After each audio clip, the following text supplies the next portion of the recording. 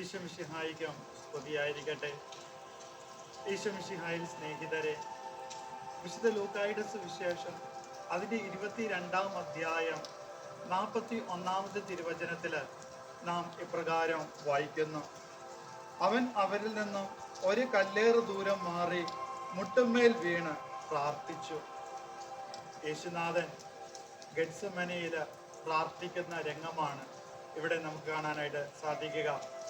അവൻ ഒരു കല്ലേറ് ദൂരം ചെന്നിട്ട് മുട്ടുമേൽ വീണുകൊണ്ട് പ്രാർത്ഥിച്ചു എന്ന്. ഈ ഒരു കല്ലേറ് ദൂരം എന്ന് പറയുന്നത് കൊണ്ട് ഉദ്ദേശിക്കുന്നത് എന്താണ്?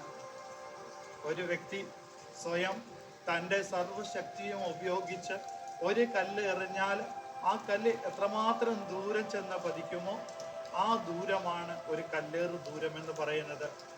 യേശുനാഥൻ പ്രാർത്ഥിക്കുവാനായിട്ട് പോകുന്നത് ആ ഒരു കല്ലേറ് ദൂരത്തിലാണ്. അതായത് ഒരു മനുഷ്യൻ തൻ്റെ സർവശക്തിയെ ഉപയോഗിച്ച് എത്തുവാനായിട്ട് സാധിക്കുന്ന കല്ലെറിഞ്ഞുകൊണ്ട് എത്ര ദൂരത്തേക്ക് എത്തിക്കുവാനായിട്ട് ആ കല്ലിനെ എത്തിക്കുവാനായിട്ട് സാധിക്കുമോ അത്രമാത്രം ദൂരത്ത് ചെന്നുകൊണ്ടാണ് അവൻ മുട്ടുമേൽ വീണ് പ്രാർത്ഥിക്കുന്നത്.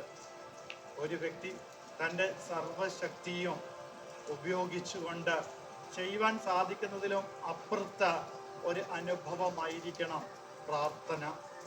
ആയതിനാൽ ഒരു വ്യക്തി ദൈവത്തോട് ആയിരിക്കുവാനും പ്രാർത്ഥിക്കുവാനുമായിട്ടുള്ള മനോഭാവം അവന് വേണ്ടത് തൻ്റെ ബലത്തെയോ തൻ്റെ ബുദ്ധിയോ ആശ്രയിച്ചല്ല, തൻ്റെ ബലത്തെക്കാളും കൂടുതലായിട്ട്, തൻ്റെ കഴിവിലും കൂടുതലായിട്ട്, തൻ്റെ അറിവിലും കൂടുതലായിട്ട് അവൻ പരിശ്രമിക്കേണ്ടത് പ്രാർത്ഥനാ ജീവിതത്തിന് വേണ്ടിയിട്ടാണ്, ആത്മീയ ജീവിതത്തിന് വേണ്ടിയിട്ടാണ്. കാരണം മനുഷ്യനായി ഈ ലോകത്ത് പിറന്നുവെങ്കിൽ ആ മാനുഷികമായിട്ടുള്ള ബലഹീനതകളുണ്ട്.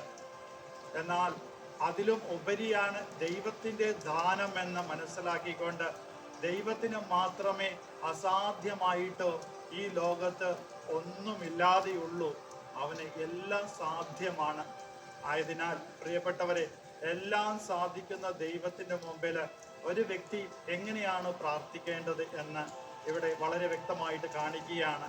അവൻ്റെ ബുദ്ധിയിലും ശക്തിക്കും ഉപരിയായി ദൈവത്തിന് മഹത്വം കൽപ്പിച്ചുകൊണ്ട് ദൈവത്തെ സമീപിച്ചുകൊണ്ട് അവൻ പ്രാർത്ഥിക്കണമെന്നുള്ളതാണ്.